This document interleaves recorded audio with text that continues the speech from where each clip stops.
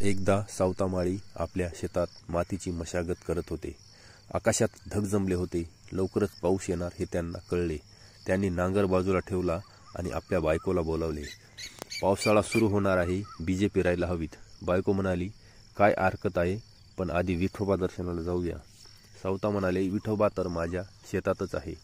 जो कामात भक्ती अनुभवतो त्याला मंदिरात शोधायची गरज नाही.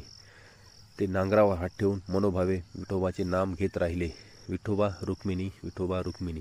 त्यांच्या त्या भक्तिपूर्ण श्रमात विठोबा प्रकट झाले. म्हणाले, सावता, तुझी भक्ती मंदिरात नव्हे पण श्रमात आहे. तू खरोखरच माझा खरा भक्त आहेस. तात्पर्य: संत सावतामाळी यांचे जीवन हे आपल्याला शिकवते की खरे भक्त मंदिरात नव्हे तर आपल्या कर्तव्यपूर्तीमध्येच देवाला अनुभवतात.